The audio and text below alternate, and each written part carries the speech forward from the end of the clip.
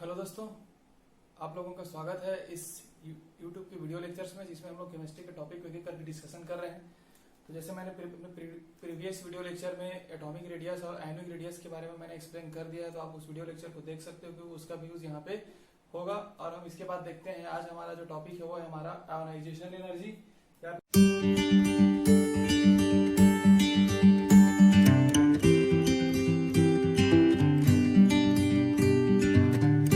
हम लोग बोलते हैं आयनन ऊर्जा। तो हम देखेंगे सबसे पहले इसका डेफिनेशन देखेंगे कि आयनाइजेशन एनर्जी होता क्या है या फिर आयनन ऊर्जा होता क्या है। तो डेफिनेशन में इसका होगा रिमूवल ऑफ इलेक्ट्रॉन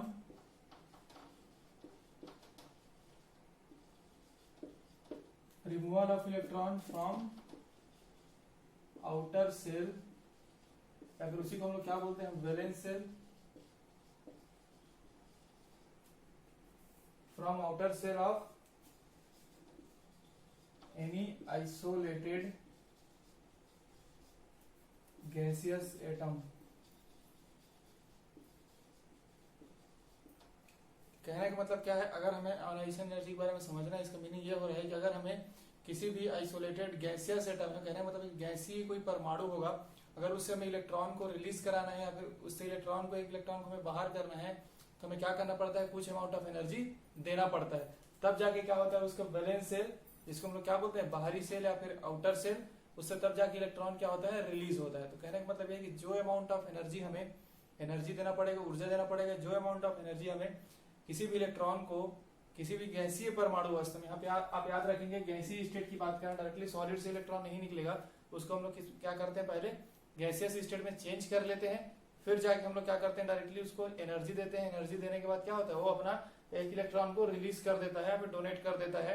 तो जो अमाउंट ऑफ एनर्जी हमें लगता है किसी भी वैलेंस सेल से इलेक्ट्रॉन को रिलीज कराने के लिए, या फिर वैलेंस सेल बोले या फिर आउटर सेल, बाहरी सेल, जो भी, उसी अमाउंट ऑफ एनर्जी को हम लोग क्या बोलते हैं, आयनन एनर्जी बोलते हैं, या फिर आयनन ऊर्जा, या फिर आयोनाइजेशन एनर्जी बोलते हैं। जैसे मैं एक एग्जांपल लेके बताता हूँ आपको। जैसे ये कोई मेटल है, इसको हम लोग क्या किए, एक एनर्जी दिए, आयोनाइजेशन एनर्जी दिए, तो क्या होगा, ये मेटल कौन सी स्टेट में चेंज होगा। आपको इससे पहले मैं बता चुका हूँ आयनिक रेडियस वाले चैप्टर में, अगर कोई मेटल इलेक्ट्रॉन रिलीज करता है तो किसमें कन्वर्ट होता है, पॉजिटिव स्टेट में, और एक इलेक्ट्रॉन रिलीज कर रहा है। इसमें क्या हो रहा है, एक मेटल है, यहाँ पे याद रखेंगे इसको गैसियस स्टेट लिखेंगे, क्योंकि आयोनाइजेशन एनर्जी हम गैसियस स्टेट में डिफाइन करते हैं। इससे पहले अगर मान लेते हैं ये सॉलिड स्टेट में था, इसको सबसे पहले किसमें चेंज किया गया, गैसियस स्टेट में चेंज किया गया, फिर उसको क्या किया गया, कुछ और अमाउंट ऑफ एनर्जी दिया गया, तब जाके क्या किया, एक इलेक्ट्रॉन को वो रिलीज किया। तो ये जो अमाउंट ऑफ एनर्जी जो लगा है, जितना अमाउंट ऑफ एनर्जी है, जितनी एनर्जी की आवश्यकता होती है, उसी को हम लोग क्या बोलते हैं, आयोनाइजेशन एनर्जी। यहाँ पे आयन का मतलब है आयन में कन्वर्ट हो रहा है, एनर्जी देने के बाद क्या हो रहा है, आयन में कन्वर्ट हो रहा है, इलेक्ट्रॉन क्या हो रहा है, रिलीज हो रहा है। यही अमाउंट ऑफ एनर्जी क्या है, आयोनाइजेशन एनर्जी है। कहां तक डायरेक्टली समझ गए होंगे। जैसे कि मैं एक एग्जांपल ले लेता हूँ सोडियम का। आपको पता है सोडियम होता क्या है, 281 होता है। अगर इलेक्ट्रॉनिक कॉन्फ़िगरेशन देखेंगे तो 11 होता है एटॉमिक नंबर। तो इसमें क्या करना पड़ता है, हमें एनर्जी देना पड़ता है, उसको आयोनाइजेशन एनर्जी आई लिखते हैं, एनर्जी देना पड़ता है। तो क्या होता है, सोडियम प्लस में कन्वर्ट हो जाता है, एक इलेक्ट्रॉन रिलीज हो जाता है। जो एनर्जी है यही क्या है, हमारा आयोनाइजेशन एनर्जी है।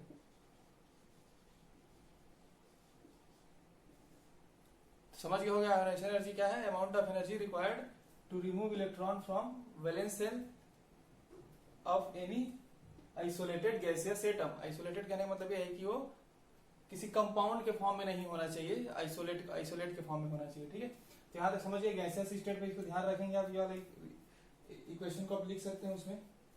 उसके बाद हम यहीं पे और देख सकते हैं, अगर हमें एक इलेक्ट्रॉन को रिलीज करना पड़े या 2 इलेक्ट्रॉन, तब के केस में हम क्या करेंगे, आयोनाइजेशन एनर्जी को डिफाइन करते हैं। तो आपको सिंपल सा कॉन्सेप्ट समझ के इलेक्ट्रॉन रिलीज कराना ही हमारा क्या आयोनाइजेशन एनर्जी है। अगर हम देख लेते हैं, जैसे मेटल हमारा है M+, अब ये बन गया, अगर यहाँ से इसको हम थोड़ा और एनर्जी दे देते हैं तो क्या होता है, ये M2+ हो गया, एक इलेक्ट्रॉन फिर रिलीज हो गया है। तो उसके बाद क्या हो, M2+ बना है, फिर और एनर्जी दे दिए तो क्या हो जाएगा, M3+ हो जाएगा, और एक इलेक्ट्रॉन और रिलीज कर दिएगा।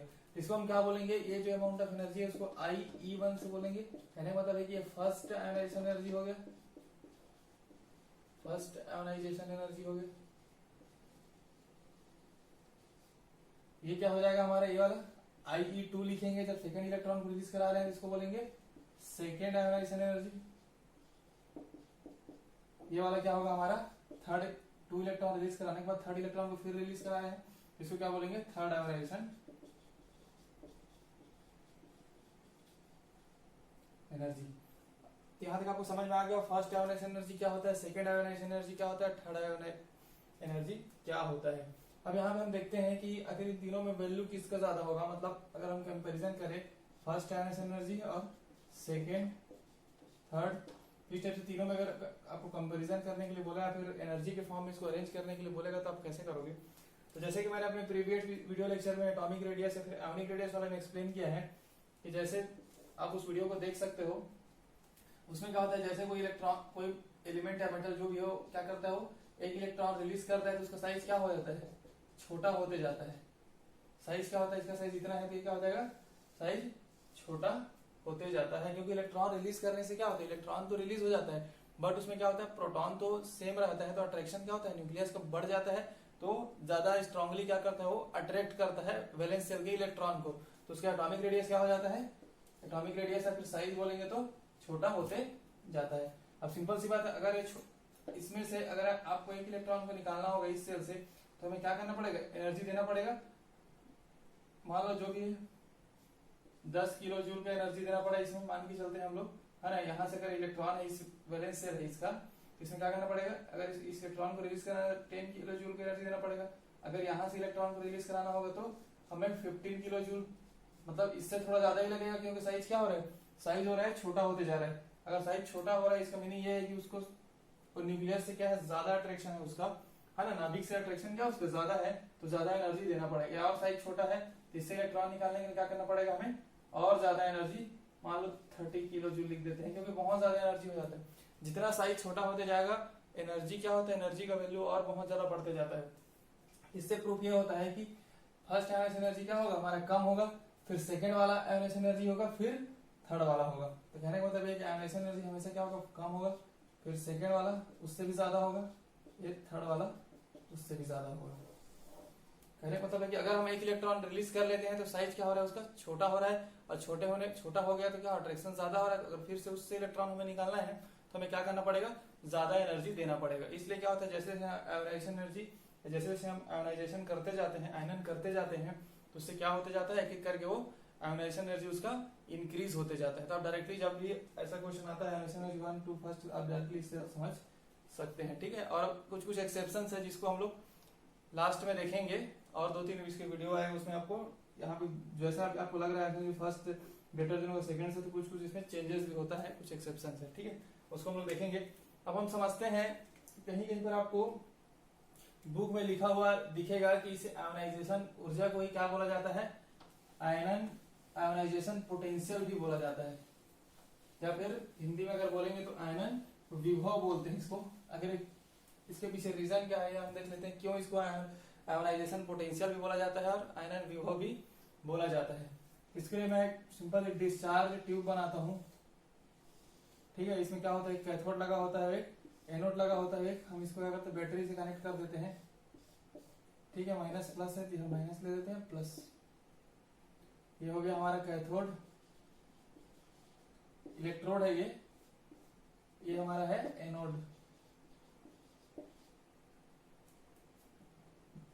हम यहाँ पे देख रहे हैं आयोनाइजेशन पोटेंशियल, आयोनाइजेशन पोटेंशियल जिसको हम लोग क्या बोलते हैं, आयनन विभव भी बोल देते हैं, ठीक है। तो आप डायरेक्टली समझ जाएंगे आयनन विभव भी यही है।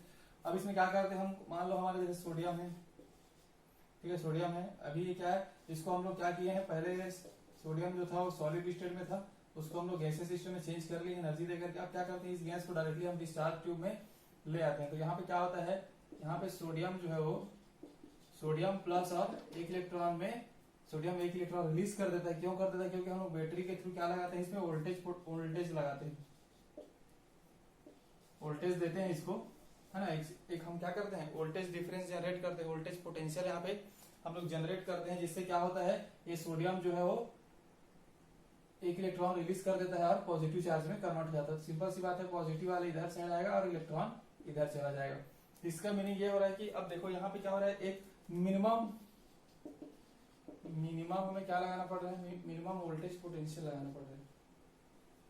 मिनिमम वोल्टेज पोटेंशियल हमें देना पड़ रहा है बैटरी के थ्रू, तब जाके क्या हो रहा है, ये यहाँ पे आयोनाइज हो पा रहा है। सोडियम क्या हो रहा है, आयोनाइज हो रहा है बोलते हैं, जब क्योंकि आयंस में कन्वर्ट हो रहा है और इलेक्ट्रॉन रिलीज कर रहा है। यही मिनिमम वोल्टेज जो लग रहा है जिसके थ्रू क्या हो रहा है, ये सोडियम जो आयंस में कन्वर्ट हो रहा है, इलेक्ट्रॉन रिलीज कर रहा है, इसी को हम लोग बोलते हैं आयोनाइजेशन पोटेंशियल।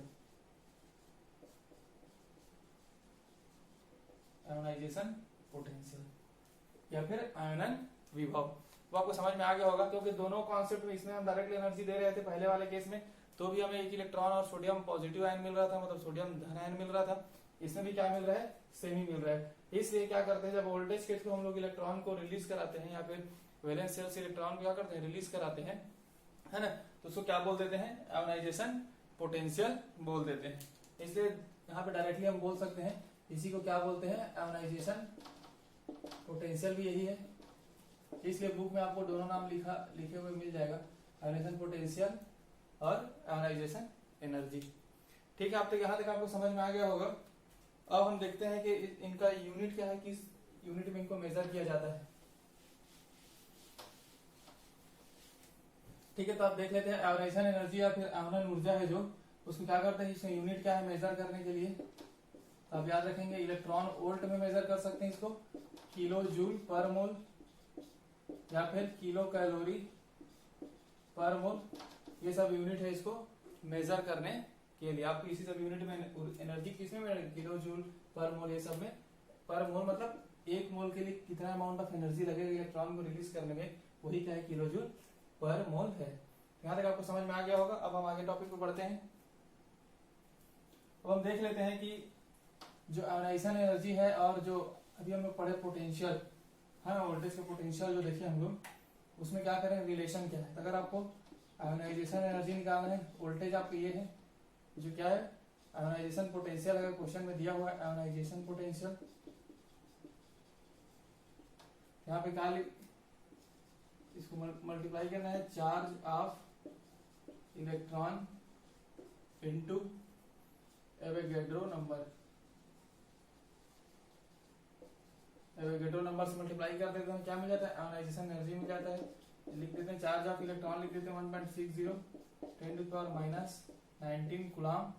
एवोगैड्रो नंबर पता होगा 0.6.023, ये क्या होता है, पर मोल। ठीक है, पर मोल।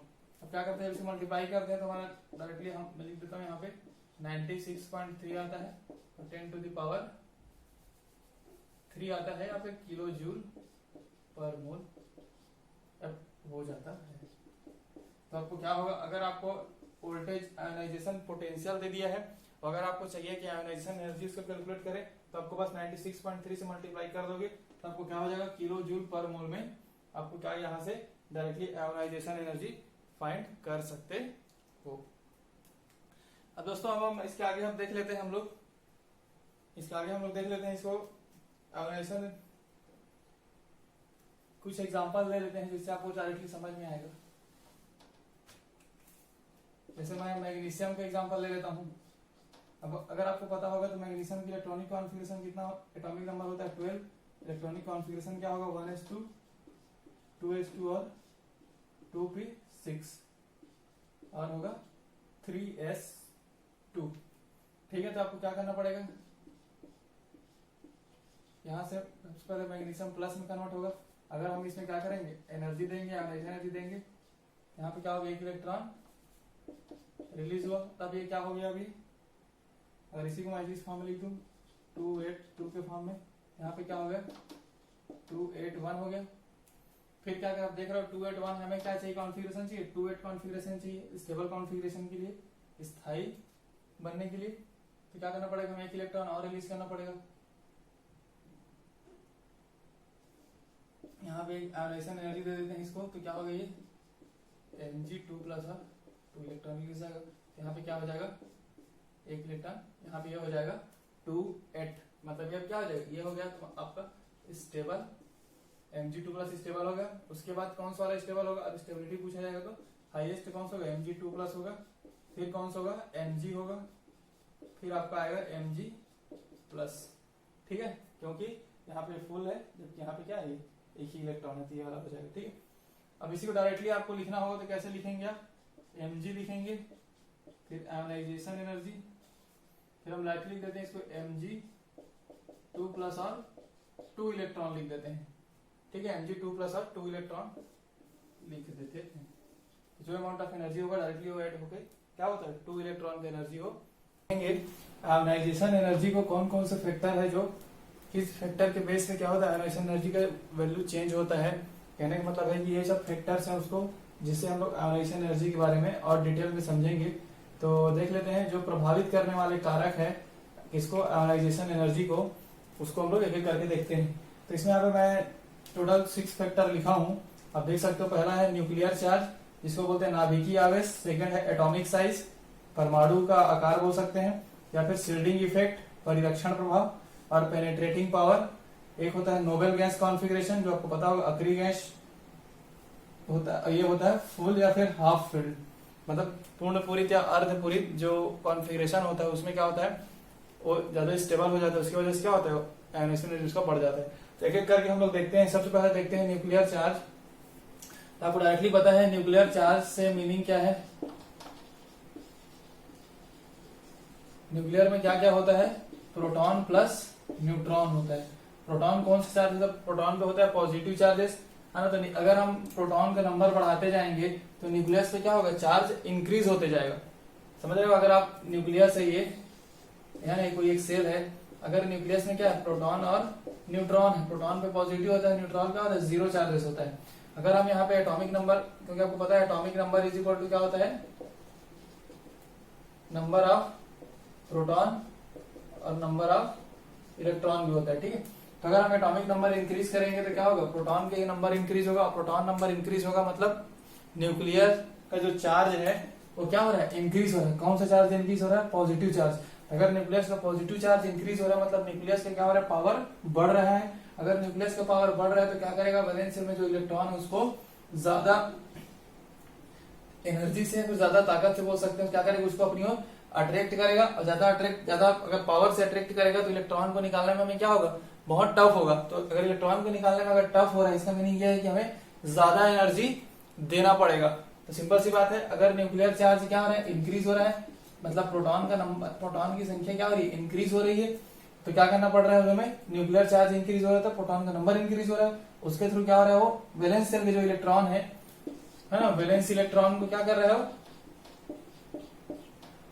अट्रैक्ट हो रहा है। वो अट्रैक्शन क्या हो रहा है, वैलेंस इलेक्ट्रॉन का अट्रैक्शन क्या हो रहा है, न्यूक्लियस की ओर ज्यादा हो रहा है। तो वैलेंस शेल का जो इलेक्ट्रॉन है यहाँ पर उसको ज्यादा स्ट्रांगली क्या कर रहा है, वो अट्रैक्ट कर रहा है। तो उससे हमें इलेक्ट्रॉन को निकालने में क्या होगा, इजी नहीं होगा, बहुत टफ होगा। तो हमें क्या करना पड़ता है, अगर टफ होगा तो ज्यादा एनर्जी देना पड़ रहा है। तो अगर सेम तो न्यूक्लियर चार्ज अगर इंक्रीज हो रहा है, प्रोटॉन इंक्रीज हो रहा है, तो हमारा आयोनाइजेशन एनर्जी भी क्या होगा, इंक्रीज होगा। जैसे एग्जांपल लेते हैं हम लोग, पोटेशियम और कैल्शियम ले लेता हूँ। पोटेशियम का एटॉमिक नंबर होता है 19, इसका होता है 20। तो सिंपल सी बात है, इसमें प्रोटॉन कितना है, 19 है, तो इसमें प्रोटॉन कितना है, 20 है। तो दिख रहा है आपको यहाँ पे 20 प्रोटॉन है, तो इसमें क्या होगा, इसका न्यूक्लियर पावर ज्यादा है, न्यूक्लियर में पॉजिटिव चार्जेस ज्यादा है, नाभिक में पॉजिटिव चार्जेस ज्यादा है। तो जो बाहरी कोश के जो इलेक्ट्रॉन ज्यादा अट्रैक्ट कर रहा है, तो इसमें क्या होगा, हमें ज्यादा एनर्जी लगेगा। तो आपको एनर्जी पूछा जाए दोनों में से, आयोनाइजेशन एनर्जी के लिए फर्स्ट आयोनाइजेशन एनर्जी ज्यादा एनर्जी किसमें लगेगा, कैल्शियम में आपको लगेगा। तो इस टाइप से आप क्या याद रखोगे, न्यूक्लियर चार्ज इंक्रीज होता है तो प्रोटॉन का नंबर इंक्रीज होता है, प्रोटॉन का नंबर इंक्रीज होने से नाभिक में पावर इंक्रीज होता है, नाभिक का पावर इंक्रीज होगा, मतलब कौन सा पावर है वो, अट्रैक्शन पावर। तो क्या होता है, इलेक्ट्रॉन को ज्यादा अट्रैक्ट करता है, तो हमें ज्यादा एनर्जी देनी पड़ती है इलेक्ट्रॉन को रिलीज कराने के लिए। अब हम सेकंड देखते हैं एटॉमिक साइज पे। अब हमारा जो सेकंड है वो है एटॉमिक साइज। सिंपल सी बात है, आपको अगर मैं यहाँ पे एक साइज बना देता हूँ एटॉमिक, एक मान लो ये साइज है, ये वाला एक सेकंड साइज है। सिंपल से है ना, समझ में आ रहा है आपको। जैसे मैं ले लेता हूँ, ये मान लेता हूँ लिथियम का है, ये सोडियम का है और ये लिथियम का है। साइज ऐसा ही होगा, लिथियम का साइज बड़ा होगा सोडियम से, लिथियम का साइज छोटा होगा सोडियम से। तो क्या होगा इसमें, आपको पता है यहाँ पे ये न्यूक्लियस है, यहाँ पे इलेक्ट्रॉन है, इसमें भी यहाँ पे इलेक्ट्रॉन है, तो इनके बीच का अट्रैक्शन आप देख रहे हो डिस्टेंस ज्यादा है तो अट्रैक्शन क्या होगा, थोड़ा कम होगा। लेकिन यहाँ पे क्या होगा, अट्रैक्शन ज्यादा होगा, क्योंकि क्या है, ये लोग पास पास पास में है ना। तो यहाँ से अगर इलेक्ट्रॉन को मैं इस वाले से निकालना होगा तो मेरे को क्या करना पड़ेगा, आयोनाइजेशन एनर्जी मान लो लिथियम का लिख देते हैं, यहाँ से अगर आयोनाइजेशन एनर्जी लेना पड़ेगा तो ये सोडियम का। तो सिंपल सी बात, अगर साइज छोटा होगा तो क्या होगा, अट्रैक्शन ज्यादा होगा। अगर साइज छोटा है तो अट्रैक्शन ज्यादा इलेक्ट्रॉन का न्यूक्लियस से, तो एनर्जी क्या लगेगा, हमें ज्यादा लगेगा। लेकिन यहाँ पे क्या है, साइज बड़ा है, थोड़ा एनर्जी इसके कंपैरिजन में कम लगेगा। तो क्या हो रहा है, अगर साइज इंक्रीज हो रहा है तो अट्रैक्शन क्या हो रहा है, अट्रैक्शन किसका, न्यूक्लियस और इलेक्ट्रॉन का डिक्रीज हो रहा है। साइज इंक्रीज होते जाएगा तो अट्रैक्शन क्या होगा, डिक्रीज होगा। और अट्रैक्शन डिक्रीज होगा तो एनर्जी भी क्या होगा, आयोनाइजेशन एनर्जी, इलेक्ट्रॉन निकालने की जो एनर्जी है वो क्या होगा, वो भी डिक्रीज होते जाएगा। यहाँ पे आयोनाइजेशन एनर्जी समझ रहे हो आप लोग, वैलेंस शेल के इलेक्ट्रॉन पे हम लोग मेनली यहाँ पे फोकस कर रहे हैं। तो समझ में आ गया, एटॉमिक साइज इंक्रीज होने से अट्रैक्शन डिक्रीज होगा, या फिर इसको और लिख सकते हो, न्यूक्लियर, इसको यही लिखते हैं, अट्रैक्शन डिक्रीज होगा तो क्या होगा, किसके बीच अट्रैक्शन, न्यूक्लियस और इलेक्ट्रॉन के बीच, आयोनाइजेशन एनर्जी भी क्या होगा, डिक्रीज होते जाएगा। ठीक है, ये फैक्टर हो गया आपका। अब हम आते हैं थर्ड फैक्टर में, जो है हमारा शिल्डिंग इफेक्ट। शिल्डिंग इफेक्ट में देख लेते हैं हम लोग होता क्या है। जैसे कि मैं पहले ही बता चुका हूँ, शिल्डिंग इफेक्ट परिरक्षण प्रभाव, जो इनर सेल में जो इलेक्ट्रॉन होते हैं क्या करते हैं, वैलेंस सेल के जो इलेक्ट्रॉन को रिपल्सन करते हैं, जो हम लोगों ने प्रीवियस वीडियो में अपने इसके बारे में पढ़ा भी है। यहाँ पे देख लेते हैं शिल्डिंग इफेक्ट में, जैसे मान लेते हैं ये एक और यहाँ पे दो सेल है,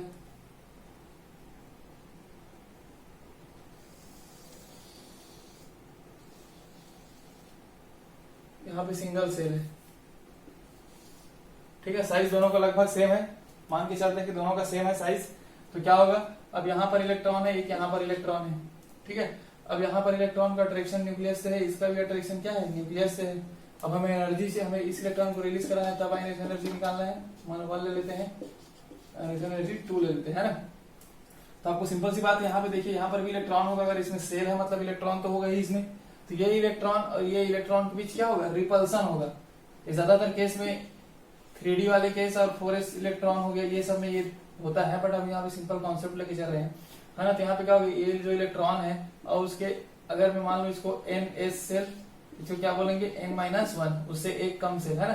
तो इन दोनों के बीच क्या होगा, एक इलेक्ट्रॉन में क्या होगा, रिपल्सन होगा। इलेक्ट्रॉन में रिपल्सन होगा तो कहने का मतलब है कि जो यहाँ पर का जो अट्रैक्शन था, ठीक है, जो न्यूक्लियस से इस इलेक्ट्रॉन को जितना अट्रैक्शन मिलना था इसके थ्रू, वो क्या हो जाता है, बीच में ये वाला जो सेल वाले इलेक्ट्रॉन क्या करते हैं, रोक देते हैं।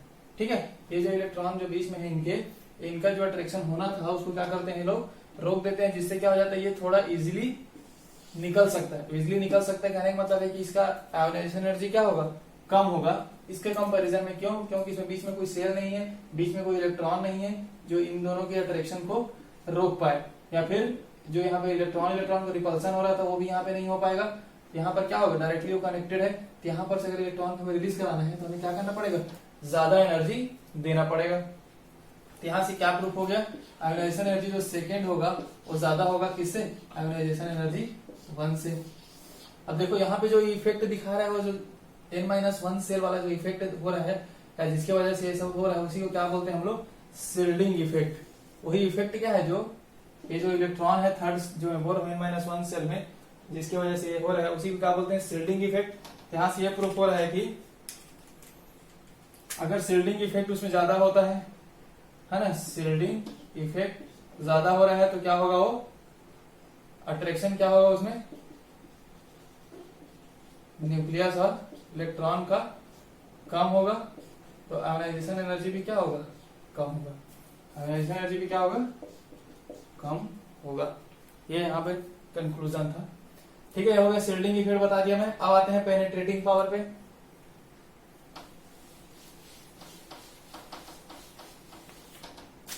पेनिट्रेटिंग पावर का सिंपल से आप मीनिंग देखेंगे कि अगर मैं यहाँ पे बना दूं, ये न्यूक्लियस है ना, यहाँ पे ये अब S पी डी एफ होता है ऑर्बिटल में पता है।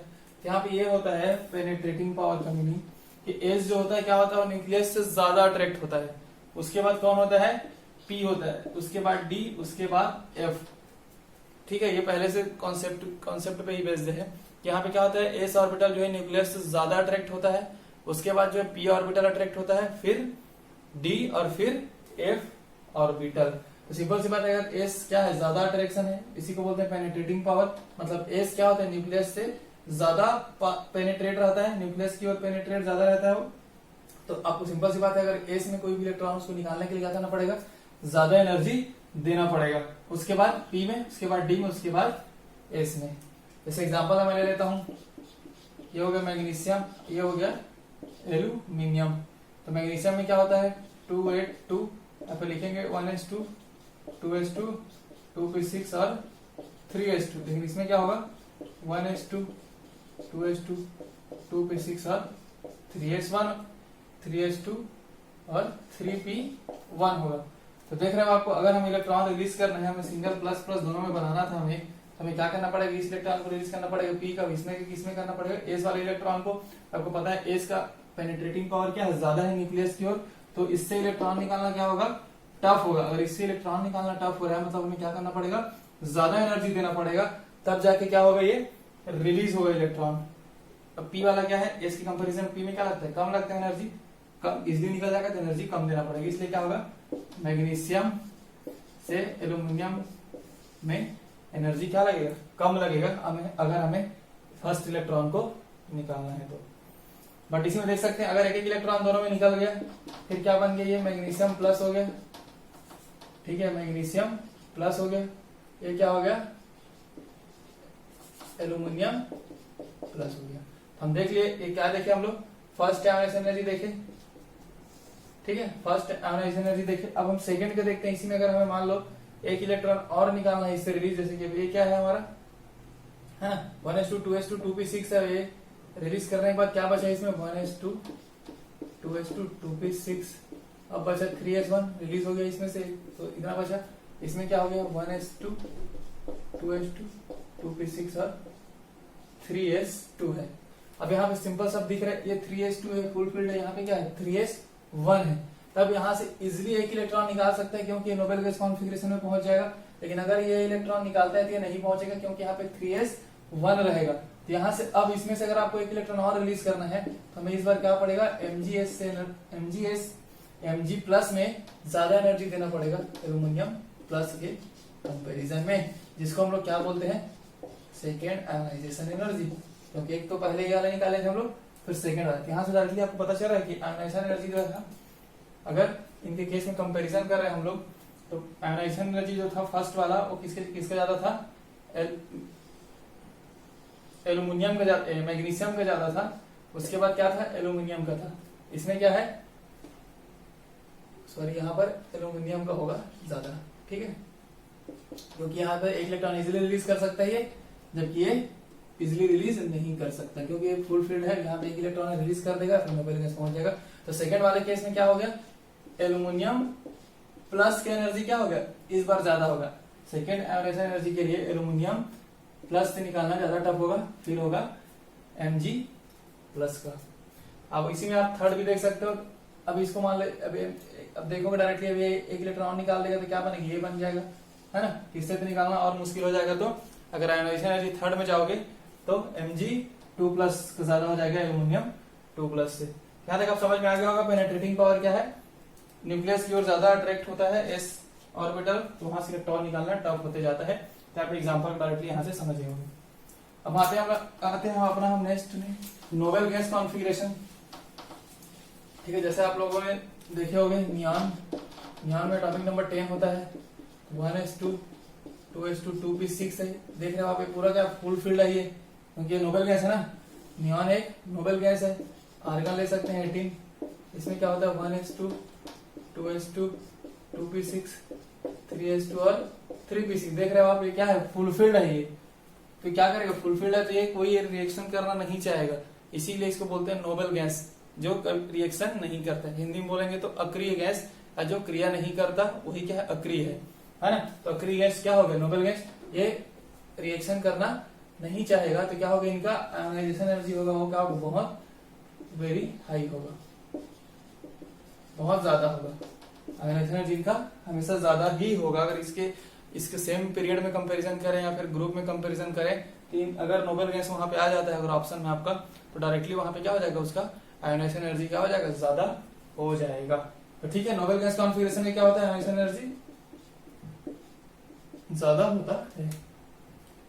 अब हम देखेंगे फुल और हाफ फील्ड के केस में क्या होगा।